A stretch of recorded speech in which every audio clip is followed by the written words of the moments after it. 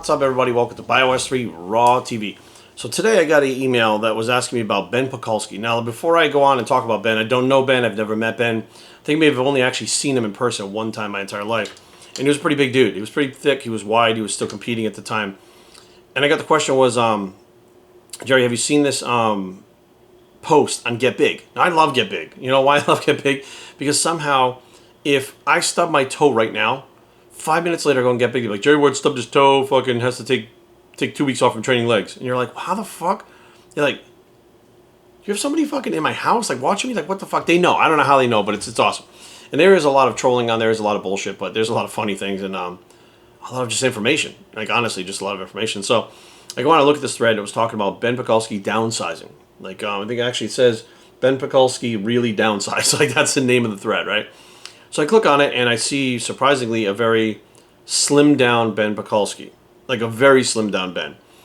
And they're, like, saying stuff. Let me see if I can get the exact quote off it so I don't fucking misquote it. Because it says, what I find odd is, given the importance of diet and training, he doesn't still look like an IFBB pro without the drugs. Now, it literally looks like two different guys. And we see this a lot with pros that are retired that really relied on the drugs. We see complete transformations. Now, I've gone on record before, and people don't fucking listen because they live in a fantasy world, and I don't know why. I think what happens is they listen to a lot of people that are lying through their fucking teeth to them, and they just believe it because they don't know any different, and then they spread the word, and then the word becomes fact, and even then it's not fact. So as a bodybuilder, when you go on drugs, if it's your first cycle, you are going to gain muscle. Like, that's how it works, right? And many people tell you, like, oh, you just do one, I'll just do one cycle, then just try to maintain that. Well, there's a reason why nobody does one cycle. And people that do one cycle don't look like they've ever done a cycle in their fucking life. Because one cycle leads to another, leads to another. Because when you come off of it, no matter how hard you try, you cannot keep that muscle. Dorian Yates has spoken out about it publicly. I've spoken to him in person about it very in-depthly. And many of the other guys that I've talked to say the same fucking thing. And these guys have much better genetics than you, me, and half the people in the fucking world. These are the genetic elite. They still can't maintain that size. Now, I've seen Kevin Levrone at 240, 100% natural. And even he didn't look like he did when he was taking the drugs. Now, don't get me wrong, he's still bulky, but he didn't look like he did when he was taking the drugs, not even remotely. Now, Kevin is one of the most genetically blessed individuals on the entire fucking planet. Now, don't get me wrong, most of us would love to look like Kevin when he's natural. But what I'm trying to get at is even if the most genetically blessed individuals for building muscle and burning fat in proportions, in muscle fiber typing and stuff, if they have to take the drugs to keep those physiques, guess what? So do we. I've had people tell me, like, well, Jerry, so-and-so doesn't do cardio. I'm like, listen, Jay Cutler does cardio.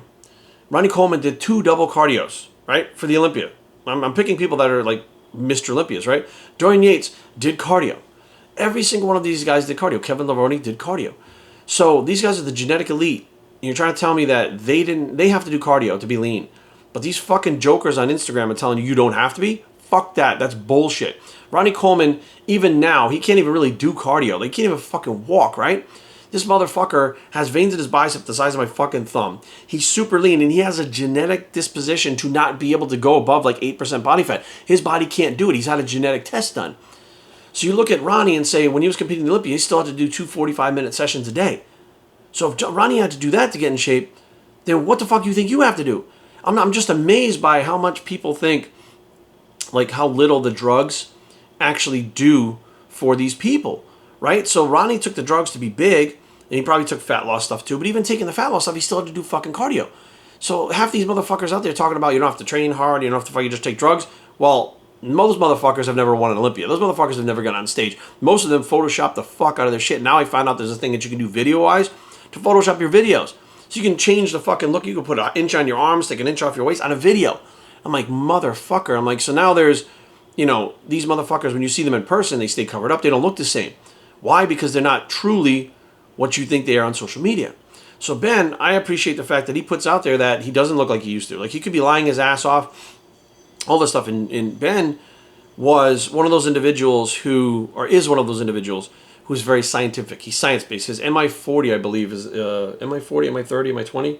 He's got a place in Tampa called MI something or other, like Mission Impossible something or other, whatever it is. And he was training with all these scientists. And he literally said in the video that, if I'm 100% on, only Phil Heath can beat me. Meanwhile, I mean, he was getting his ass handed to him left and right. Like, he made fun of Branch Warren, fucked him up, kicked his ass. Like, it didn't make any sense, the shit that he was talking, because he was so based on science. So here we are, right? A pro bodybuilder who thinks he was better than everybody but Phil Heath. who no longer is taking the drugs for whatever reason. I mean, he's not competing anymore and can't maintain that physique. I feel like if anybody would be able to maintain a physique without the steroids, the guy who's got all the scientists working with him, who has his own fucking gym, who does all this shit himself, who would be able to rest, recover, do everything on his own schedule, doesn't have to work like a fucking job chopping wood somewhere or in the fucking woods as a lumberjack or something. If he can't maintain that muscle mass to prove that it can be done, what makes you guys think that you can? All these guys out there telling you that once you do steroids, if you stop, you maintain them because they used to take them. Listen, guys, in 2012, I first started talking about steroid use, my steroid use, what I used to take, what I don't take, what I do take, all that stuff. And when I got off the drugs, you specifically saw my body fucking deflate. And I work for myself. I have all my own businesses. I take care of everything myself. I have the availability to sleep, eat whatever I want, food coming in, all that stuff. You cannot maintain it when the drugs are gone. It's like a light switch. You can only fucking have a light above you with the light switch on. The light switch goes off, the light bulb's still there, but it can't be activated without the light switch going back on. The light switch is the drugs, the light bulb is you. Those are your muscle fibers. They are fucking turned on when you flip that light switch up. No light switch, no fucking current, no fucking light. That's how that works. So as I started to deflate, I told people, I was honest about it. I said, hey, there's nothing you can do, man. Like once you, and believe me, I tried. All that happens is the scale maintains, your body fat goes up, your muscle comes down, you just look like a fat tub. But you have these individuals on YouTube, these individuals on Instagram, these individuals in social media that continue taking steroids at a moderate dose, say that they're off, their bodies change a little bit because they're not taking the high doses that they did so they can claim that they're off, still walking around at 240, 250, 260 pounds, talking about how they're off and they maintained all their fucking gains. They're not maintaining their gains. They're still sticking a needle in their ass and swallowing pills to maintain what you see.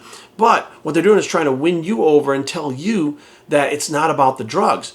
Off all those drugs, those motherfuckers are 200 pounds or less, just like I am. I was a 250 pounder walking around most of the time with a set of abs. I'm 205 now. That's 45 pounds of muscle. Well, 45 pounds on the scale, and I'm not as lean as I was when I was 250. So you're looking at probably a good 50 to 55 pounds of muscle loss from coming off the drugs. Because I came off the drugs. I'm not on the Anadrol. I'm not on these things that fucking used to make me big. And, you know, people, Jerry's know how to train, they know how to diet. Have you guys ever seen my fucking clients? I've had thousands and thousands and thousands of clients that have gotten in shape without drugs, some with drugs, across the world in fucking 18 countries at this point.